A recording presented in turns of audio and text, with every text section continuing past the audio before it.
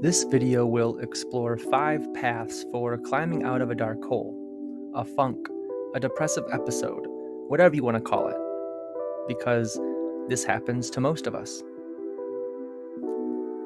A series of circumstances intertwine and build up, and suddenly we feel like we're starting to crack and sink deeper and deeper into a space of hopelessness and helplessness. We've either let ourselves down or have been let down by others. We feel like the universe is working against us. And we might question, why even continue? Life is pain, and this suffering feels too big. Like, what the hell? I've tried so many different things and I'm not getting the results I want. This video is not about resolving all your pain.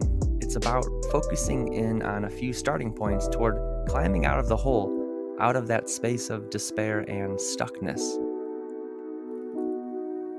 Focusing in on a few of these paths can give you that extra railing to hold on to pull yourself up enough to poke your head above water, to where you still have work to do, but you're not drowning.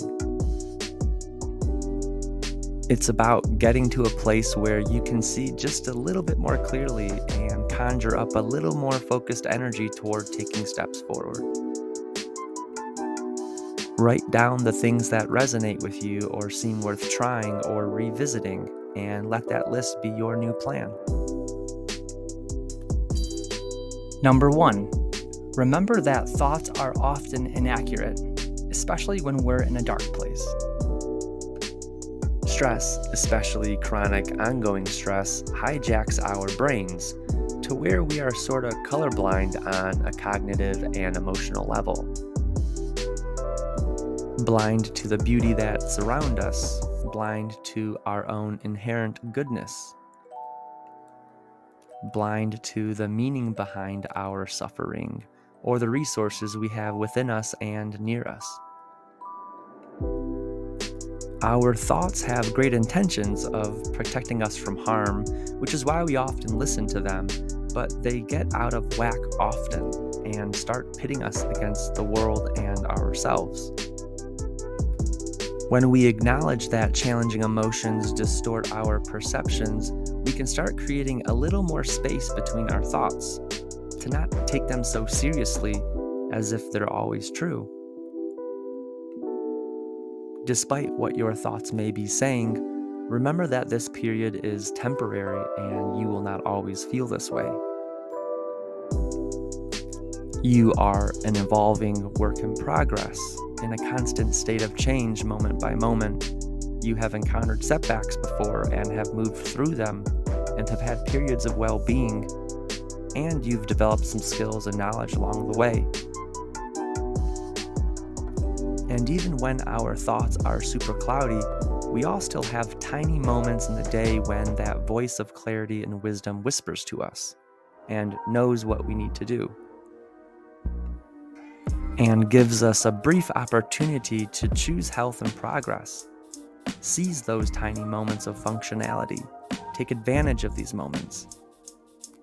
And use that moment as an opportunity to do something you know you need to do, or to take that next step you've been putting off. Number 2, practice some extra self-compassion. When we're feeling stuck, our thoughts are not just distorted, but are on overdrive with beating ourselves up, blaming us, scaring us, and holding us back. So it's crucial to nurture self-compassion as a means of balancing out all that harshness that's happening. Self-compassion is all about showing some kindness to ourselves, being understanding and forgiving in a way that we might do for others we care about but don't do enough for ourselves. There are many ways to nurture self-compassion in real life. We can remind ourselves that we're human, not superhuman, and that healing won't happen overnight. We can remind ourselves of our strengths, abilities, and past successes. Remind ourselves of our inherent goodness.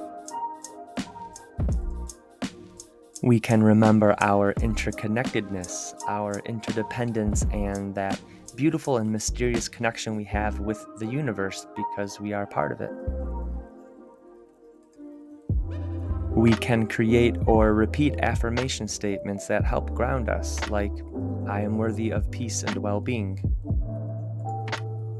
or I am not bad, broken, or damaged goods, or it's okay to feel this way right now. We can put our hand over our heart and use touch to practice self-compassion. We can end each day with identifying something we're grateful for, or something we did well today, or a positive interaction we had with someone. We've gone through 2 starting points for peeking our head above water when we feel stuck and in a dark place. If you're interested in exploring 3 more paths, check out part 2.